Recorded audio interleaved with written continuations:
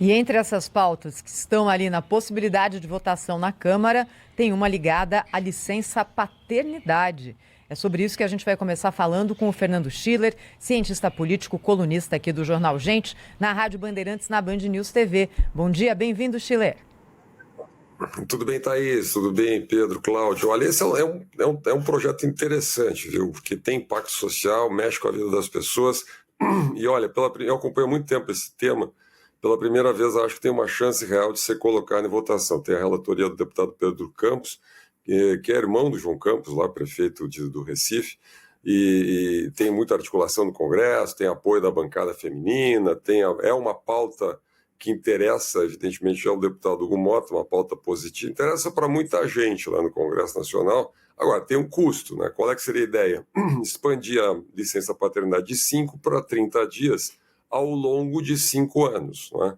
Tem 1000 argumentos para isso, né? Às vezes, o fato da proximidade do pai com a criança. Hoje, no mundo inteiro, se discute muito o tema da primeira infância, a necessidade de maior atenção na primeira infância. Nesse caso, é a primeiríssima infância. Aquele momento que a mãe tem o filho, né, junto com o pai, mas o pai logo depois tem que voltar para trabalhar. Então, boa parte do trabalho duro ali nos primeiros meses, nas primeiras semanas de adaptação, fica com a mãe. Então, a lógica do projeto, obviamente, é positiva, né? O pai assume mais responsabilidade, divide o trabalho, né? Aproxima da criança. Essa questão da proximidade do pai evita, muitas vezes, até diminui o abandono paterno, que não é incomum, né? Em camadas sociais, aí você tem muito esse fenômeno, né? Então, vamos lá. Positivo. Agora, no mundo inteiro, isso é uma discussão. Na Europa, você tem vários países onde tem a licença paternidade mais ampla, né? Existem, inclusive, modelos onde é compartilhado. Então, o casal tem uma licença paternidade, ele pode negociar internamente, que é dividir entre o pai e a mãe. Acho que essa é uma tendência global. Na América Latina é menos, né? Geralmente, no máximo 10 dias. O Brasil seria um país, nesse caso, se for aprovado isso, com uma licença paternidade mais ampla. Agora tem um problema aí, né? O problema sempre é quem paga essa conta, né? E aí é que é a discussão. A conta, como sempre no Brasil, ninguém sabe exatamente o tamanho da conta lá na chegada, depois dos 5 anos, né?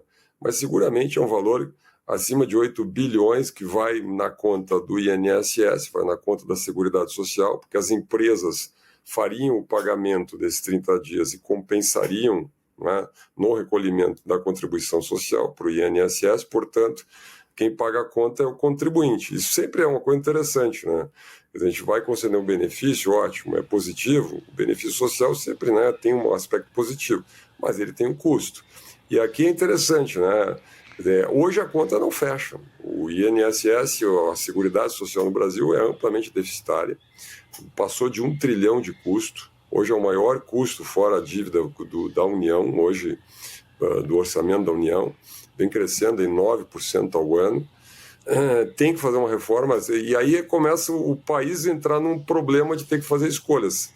Ainda na outra semana se aprovou um projeto de ampliação de benefícios para pessoas da área de saúde, mais de 400 mil agentes de saúde. Nada contra os agentes de saúde aqui.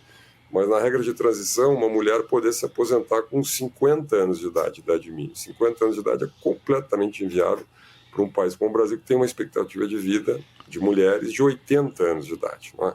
Então, quer dizer, se reduz de um lado, né, idade mínima, se amplia benefícios setoriais para algumas categorias, e aí quando tem um projeto como esse, obviamente tem um problema de como encaixar isso na despesa pública. Toda a conversa sobre compensação, porque a lei de responsabilidade fiscal exige exatamente que tenha essa compensação, que se aponte uma fonte de receita, é um pouco o conto da carochinha. Se não fizer reformas estruturais, de conter o gasto, isso não vai funcionar. De qualquer maneira, tem uma boa chance de ser votado isso esse ano, a gente vai acompanhar, né? O Brasil daria um salto imenso em termos de benefício social para o pai, né? Acho que aproxima um pouco mais aí os direitos dos homens, né, dos pais em relação às mulheres, né, o que é positivo. Schiller. Mas essa conta é grande, né? Essa conta é grande e eu tenho muita curiosidade para saber se alguma reforminha vai ser apontada para dar conta dessa despesa futura. É o custo lacração, né? Esse é o custo-lacração do Brasil e é uma discussão até um tanto quanto atrasada.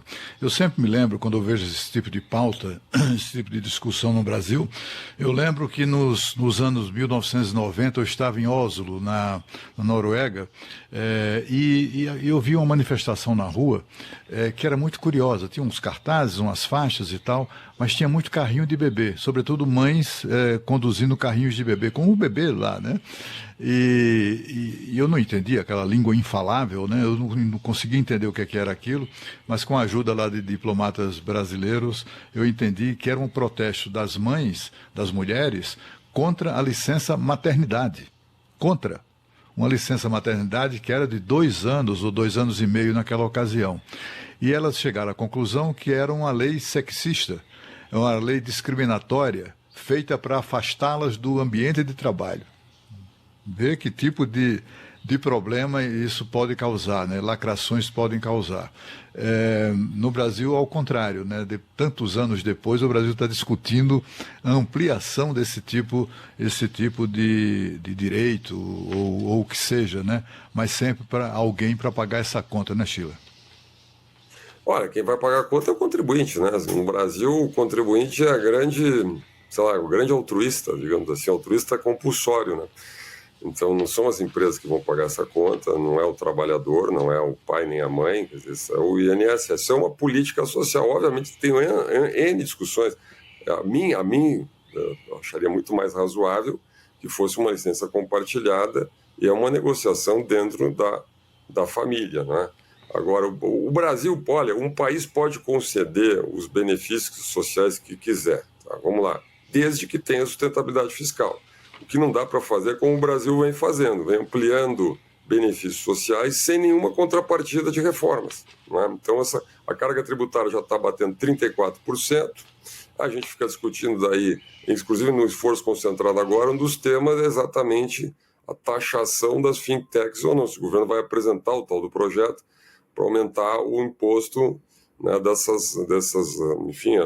desses bancos, né, de tecnologia, essas fintechs, as financeiras, né? Então, vamos lá, de novo, aumento de carga tributária. A verdade é que o cobertor é curto, né? O governo se recusa terminantemente a fazer qualquer tipo de reforma estrutural, né? Olha, saiu uma matéria agora, no portal 360, mostrando o crescimento do welfare state brasileiro, das transferências sociais, né? O Brasil hoje tem um welfare state, quer dizer, gigantesco. Nós temos 44% da população no CAD único, no Cadastro Único da Assistência Social. Nós temos 22% aproximadamente das pessoas no Bolsa Família. Então, o Brasil tem uma enorme... Nós aumentamos de maneira... Olha, o Bolsa Família, até a pandemia, era 190 e poucos reais. Hoje, a média do benefício é 660, 670 reais, né? E aí você tem um enorme incentivo para a economia informal. Em muitos setores do país está faltando mão de obra, especialmente os salários mais baixos, áreas de serviço, áreas de construção civil, uma série de setores da economia, porque simplesmente não é do interesse das pessoas abrirem mão daquele benefício, né, em troca de uma carteira assinada de menor valor, que dá a possibilidade do trabalho real, da sustentabilidade, da autonomia das pessoas. Então a gente acaba financiando, digamos, ou incentivando o trabalho informal e a dependência das pessoas, por um problema de desenho. Agora, quem é que paga essa conta? Além de, né, ter o problema do paternalismo, da dependência das pessoas, quem é que paga essa conta? Eu acho que isso o Brasil não pensa, né? Então, é mais, de fato, nesse ponto eu concordo com o Cláudio, quer dizer, é uma pauta que tem um apelo popular, ela é positiva, né, mas feita sem escolhas, sem que o país corte qualquer tipo de despesa estrutural, isso é inviável, né? Nós vamos ter que fazer um enorme ajuste fiscal. E aí a Argentina entra como uma grande sombra, aí, né? Como grande espelho. Daqui a pouco nós vamos ter que ter um Milei aqui que faça os ajustes que a gente vai acumulando, empurrando com a barriga, mas em algum momento vamos ter que fazer. Mas você não tem a dúvida que o encontro do futuro do Brasil é esse, viu, Schiller? Porque a gente se depara com cada notícia aqui. Tem cidade que tem mais pagamento de benefício social do que habitante. Tem verificação que foi feita da utilização de CPF de quem ganha Bolsa Família apostando em bet. Ou seja, é um desvirtuamento total do objetivo central, que é colocar comida na mesa para miserável. E isso está se voltando já, inclusive no mercado de trabalho, quando entrevistamos aqui o setor produtivo e ouvimos dos empresários brasileiros que é muito difícil contratar alguém hoje, né? E essa é a realidade do Brasil, porque o sujeito está lá encostado no Bolsa Família e complementa a renda de alguma forma na economia informal e não quer pegar um trabalho para começar ali ganhando salário mínimo, um pouco mais do que isso. Essa é a questão hoje colocada no Brasil. Ninguém quer enfrentar esse debate hoje, mas ele não vai fugir dos próximos anos, porque vai chegar uma hora que não tem mais. Aliás, o fiscal do Brasil é algo que não está sendo tomada ali o seu debate com a devida importância. Nós estamos deixando isso como se fosse uma conta pequena para ser paga, mas cada vez mais estamos com um problema sério que, se não tiver uma reforma grande, ampla, o Brasil vai ter esse acerto de contas lá na frente, Schiller. Olha, vamos para resumir assim o problema, né? Quer dizer, Pedro, o que a gente tem no Brasil hoje? Nós criamos a regra do arcabouço fiscal. Então, ele limita a despesa a 2,5%, que é o máximo, mas na verdade virou o limite, né? Aumento real de 2,5%. Só que a despesa obrigatória do governo, em especial os programas sociais, aí fundamentalmente Previdência Social e BPC, Bolsa Família, vão crescendo num ritmo maior do que os 2%. Então, vão pressionando o que? A despesa discricionária, que hoje é 8%, 7% do orçamento da União, que é custeio da máquina, que aí entra emendas parlamentares, entra uma série de despesas, não é, que vão sendo comprimidas, não é, e programas do governo, alguns programas sociais do governo, e o que acontece? O governo, para dar conta disso, gerou uma malandragem, uma contabilidade criativa. O governo, o Congresso, o Supremo, o sistema político brasileiro, de uma maneira geral, que é o parafiscal, que é o extrateto. Então, vamos lembrar, nós tiramos transferências sociais do teto, lá na PEC da transição, nós tiramos os precatórios do teto, nós tiramos daí apoio às enchentes no Sul, o pagamento das fraudes do INSS, o combate aos incêndios, a compensação ao tarifácio, e inclusive agora, quando se discute o auxílio, né, a licença paternidade, também está lá a famosa palavrinha que virou moda em Brasília, fora da regra do teto, fora da meta fiscal, fora do cálculo do primário, né, do déficit primário do saldo final do governo. Então, quer dizer, nós estamos acumulando. Para onde é que vai esse dinheiro? Né? Não tem mais mágica nesse negócio? Não tem mágica, vai para a dívida pública, por isso que a dívida pública vai crescendo, gerando uma insustentabilidade fiscal. Óbvio que isso é uma bomba relógio, né? 10 não é nem 9 entre 10 economistas, 10 entre 10 economistas sabem que isto é uma bomba fiscal. Quando é que vai ser enfrentado? Olha, espero que logo, né? A verdade é essa. Agradecer ao Fernando Schiller, cientista político e colunista aqui do Jornal Gente. Obrigada, Schiller. Boa semana, hein? Boa semana, grande abraço. Obrigada.